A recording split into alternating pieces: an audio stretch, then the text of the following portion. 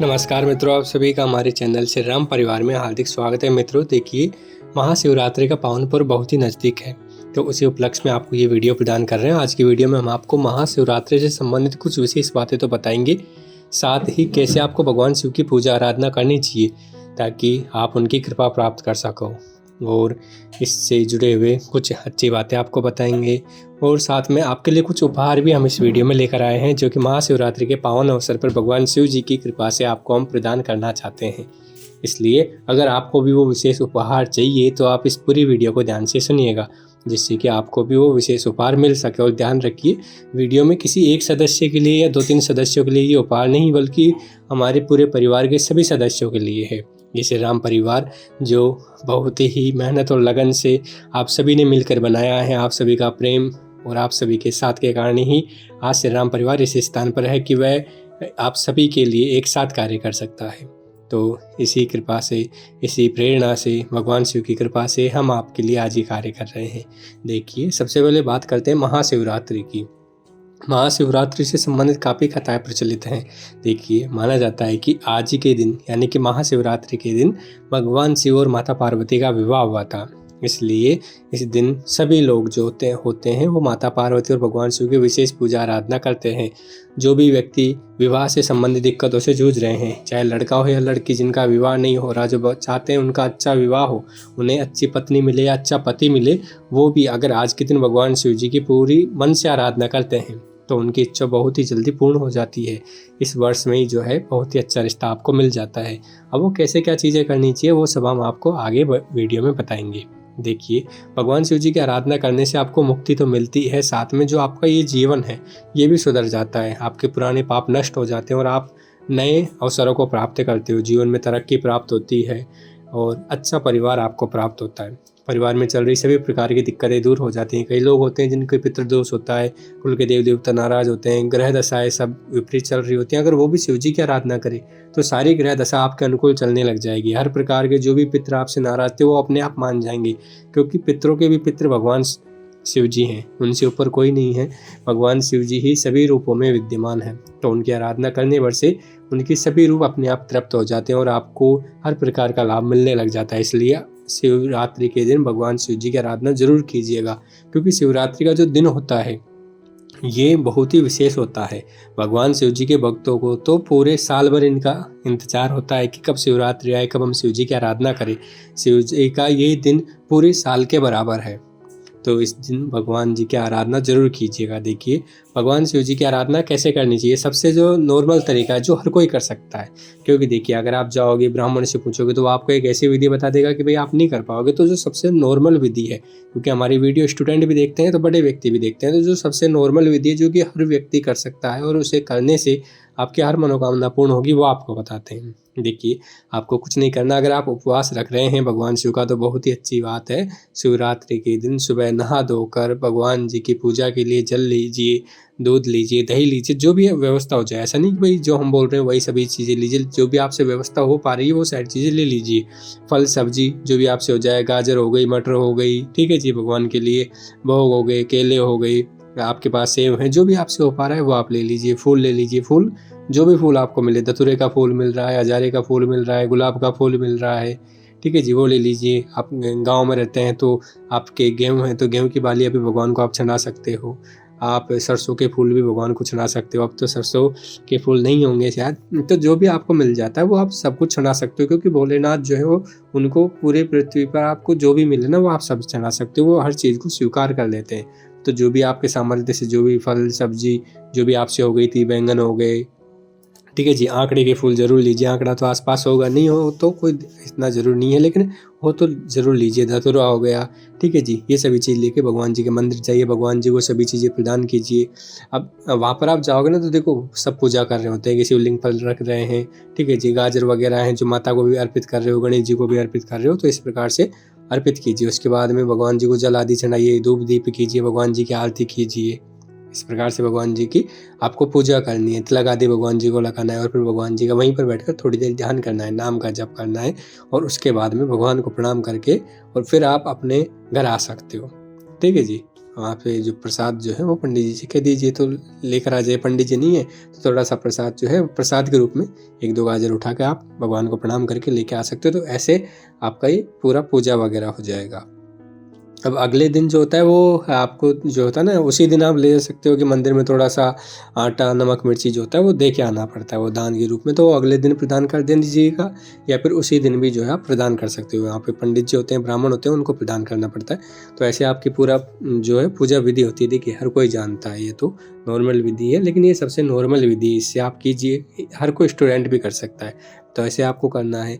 अब आप आगे घर आ गए, अब घर भी आपका मन है ना कि भाई आप करो और भी ज़्यादा भगवान की पूजा, तो भगवान के आप मंत्र का जाप करते रहो सारे दिन, तो आपको बहुत अच्छा लाभ मिलेगा।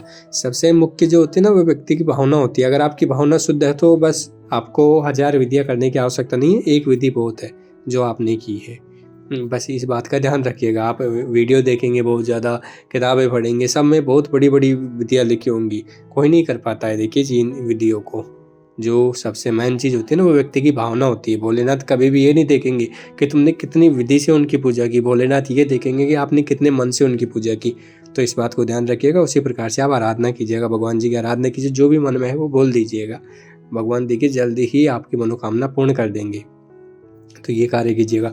जो व्यक्ति रुद्राक्ष पहनते हैं उनको भगवान शिव के चरणों में रख के रुद्राक्ष का भी पूजन करना चाहिए, क्योंकि रुद्राक्ष जो होता है वो शिव पार्वती का स्वरूप होता है जी।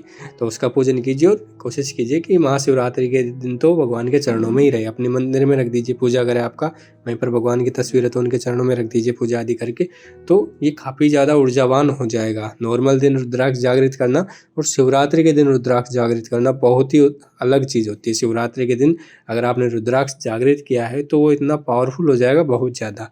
तो इसी कारण से हम भी आप सभी को रुद्राक्ष प्रदान कर रहे हैं। शिवरात्रि पर आप सभी जो हैं रुद्राक्ष प्राप्त कर सकते हो और वो भी बिल्कुल निःशुल्क आपको प्रदान किए जाएंगे। अब देखिए कितना बड़ा अवसर है आपके लिए कि आप जो है रुद्राक्ष प्राप्त कर सकते हैं, वो भी शिवरात्रि पर जागृत रुद्राक्ष, साथ ही निःशुल्क आपको प्राप्त हो जाएगा। आप देखिए ये जो विचार है वो भगवान शिव जी की कृपा से हमारे मस्तिष्क में आया है और उन्हीं की कृपा है जो हम आज इतने काबिल हैं कि आप सभी के लिए ये कार्य कर पा रहे हैं। तो आप में से जो भी व्यक्ति प्राप्त करना चाहता है रुद्राक्ष, कोई भी बड़ी चीज़ करने की आवश्यकता नहीं है। आपको सिर्फ वीडियो के नीचे कमेंट करना है, वीडियो को लाइक करके वीडियो को शेयर जरूर करना है, क्योंकि जब भी कोई जागृत चीज़ हम प्राप्त करते हैं तो उसकी दक्षिणा हमें प्रदान करनी पड़ती है। तो दक्षिणा क्या प्रदान करनी पड़ेगी? आपको वीडियो को शेयर करना पड़ेगा, कम से कम 2 लोगों को वीडियो शेयर करना पड़ेगा, ये आपकी दक्षिणा होगी। अब ये जरूरी नहीं कि आप हमें बताओ कि भाई आपने शेयर किया है नहीं किया। अगर आप शेयर नहीं करोगे तो रुद्राक्ष आपके लिए काम नहीं करेगा। ठीक है जी, ये आपको काम करना पड़ेगा, तो ये आप काम जरूर कीजिएगा। साथ में आपको 1 मुट्ठी दाना पक्षियों को ज़रूर डालना है और 1 रोटी गाय माता को खिलानी है। तो ये काम आपने कर लिया तो फिर आपको कोई भी शुल्क वगैरह देने की आवश्यकता नहीं है। आपका रुद्राक्ष 100% आपके लिए काम करेगा। और रुद्राक्ष प्राप्त करने के लिए क्या करना है, नीचे डिस्क्रिप्शन में हम लिंक दे देंगे, उस पर क्लिक करके आप हमारे व्हाट्सएप पर पहुँच जाओगे। तो वहाँ पर पहुँचते ही आप मैसेज कर दीजिएगा कि हमने रुद्राक्ष प्राप्त करने के लिए मैसेज किया है, साथ में आपका नाम, पिताजी का नाम, गोत्र, निवास स्थान, ठीक है जी, आप क्या करते हैं ये जानकारी लिख दीजिएगा। उसके बाद में हम आपके नाम से रुद्राक्ष जागृत कर देंगे और जल्दी ही आपको भेज देंगे। अब इसमें रुद्राक्ष आपको बिल्कुल निःशुल्क ही प्राप्त होगा, कोई भी शुल्क आपको रुद्राक्ष का नहीं देना है। डिलीवरी का जो शुल्क होगा 50, 60, 70 रुपये जो भी होता है वो आपको ज़रूर देना पड़ेगा, नहीं तो उसके अलावा और कोई शुल्क आपको नहीं मिलेगा। जहाँ पर एक रुद्राक्ष जो कि आपको 1100 से लेकर 10,000 तक मिलता है, जागृत के नाम पे लोग बेचते हैं जी ऑनलाइन, तो वही रुद्राक्ष आज आपको बिल्कुल निःशुल्क मिल जाएगा और वास्तव में जागृत करके ही आपको प्रदान किया जाएगा। आप चाहे तो बाद में इसकी ऊर्जा जांच सकते हैं, वैसे जब आपको प्राप्त होगा तो आपको खुद इसकी ऊर्जा महसूस हो जाएगी और बिल्कुल ओरिजिनल रुद्राक्ष प्रदान किया जाएगा। तो आप ज़रूर भगवान शिव के इस प्रसाद को प्राप्त कीजिएगा और साथ ही महाशिवरात्रि का व्रत हर कोई ज़रूर कीजिएगा। बच्चे हैं तो वो भी कर सकते हैं, बड़े हैं तो वो भी कर सकते हैं। अगर व्रत नहीं कर सकते, भाई आप अभी इतने छोटे हैं कि भूख सहन नहीं होती, या फिर इतने वृद्ध हैं कि तबीयत वगैरह ख़राब होती है, तो व्रत नहीं कर सकते तो कोई बात नहीं, लेकिन भगवान शिव की पूजा तो ज़रूर करना है, आराधना जरूर करना है। कई लोगों के दिमाग में ये भ्रम होता है क्या केवल वही व्यक्ति पूजा कर सकते हैं जिन्होंने व्रत किया है, तो ऐसा कुछ नहीं है। हर कोई व्यक्ति जो भगवान शिव जी की पूजा आराधना करना चाहता है वो कर सकता है, जो उनका भक्त है वो आराधना कर सकता है। व्रत का कोई विशेष नियम नहीं है जी। ठीक है जी, ये आप जरूर काम कीजिएगा और भगवान की आराधना करना, आपको जरूर विशेष लाभ प्राप्त होगा। तो हमने सारी जानकारी आपको प्रदान की, जो विशेष उपहार था वो भी आपको प्रदान किया। अब आप बताइएगा कि ये जो उपहार था वो आपको कैसा लगा। ठीक है जी, हमारा कार्य कैसा लगा। और देखिए आपके सहयोग की हमें बहुत ज़्यादा ज़रूरत है। चैनल पर जो है व्यूज़ भी बहुत ज़्यादा कम हो रहे हैं, तो वो आप सभी लोग मिलकर सहयोग कीजिए, जिससे कि ये थोड़े सही हो सके। और आप सभी हमारी वीडियो को देखते हैं, श्री राम परिवार को इतना सहयोग देते हैं, उसके लिए बहुत धन्यवाद। और महाशिवरात्रि के इस पावन पर्व की आपको बहुत बहुत शुभकामनाएँ। आप सभी हमेशा आगे बढ़े, भगवान शिव जी आपको हमेशा अपनी कृपा प्रदान करते रहे। आपकी जो भी मनोकामना है वो सभी मनोकामना पूर्ण हो। जो भी व्यक्ति विवाह से, पढ़ाई से, बच्चों के लिए परेशान है, वो महाशिवरात्रि को भगवान की आराधना और उपवास ज़रूर कीजिएगा। जो निसंतान व्यक्ति है उनको भी भगवान शिव जी की कृपा से संतान प्राप्त हो जाएगी। जो व्यक्ति पढ़ाई में आगे बढ़ना चाहते हैं उनको भी लाभ होगा, वो विवाह में तो लाभ होगा ही होगा। ठीक है जी, हर प्रकार के क्षेत्र में आपको लाभ होगा। तो इसलिए भगवान शिव जी की आराधना ज़रूर करना है। और अगर कोई भी चीज़ आपको समझ में नहीं आई हो तो आप नीचे कमेंट करके बता दीजिएगा, आपको हर चीज़ हम जो है वापस से समझा देंगे। आप अगर साधना करना चाहते हो कोई भी किसी प्रकार की, मान लो भगवान शिव जी की साधना करनी है, तो उसके लिए भी आप संपर्क कर सकते हो। साथ ही अगर आप में से कोई शिवरात्रि के अवसर पर अपने लिए भगवान शिव की माला जागृत करवाना चाहता है तो वो जागृत करवा सकते हैं। देखिए उसकी आपको दक्षिणा प्रदान करनी पड़ेगी, हाँ, लेकिन अगर आप चाहें तो आपके नाम से विशेष रुद्राक्ष की माला जागृत करके आपको प्रदान कर दी जाएगी। उसका आप मंत्र जाप में भी प्रयोग कर सकते हो, साथ ही साधनाओं में भी प्रयोग कर सकते हो। और जो भी साधनाएं चाहें वो भी हम आपको करवा देंगे। तो आपको सारी जानकारी प्रदान कर दी। कोई भी प्रश्न हो तो आप नीचे पूछ लीजिएगा। जो लिंक है वो डिस्क्रिप्शन में प्रदान कर देंगे, उस पर क्लिक करके आप हमसे जुड़ के हमसे रुद्राक्ष प्राप्त कर सकते हो। वैसे आपको फर्स्ट कमेंट पे भी वो लिंक मिल जाएगी। कोई भी प्रश्न तो आप पूछ लीजिएगा। आपने इस वीडियो को पूरे ध्यान से देखा, इसके लिए आपका तहे दिल से हार्दिक धन्यवाद करते हैं। आप सभी का बहुत बहुत धन्यवाद। जय माँ भवानी, माँ भवानी आप सभी का कल्याण करे।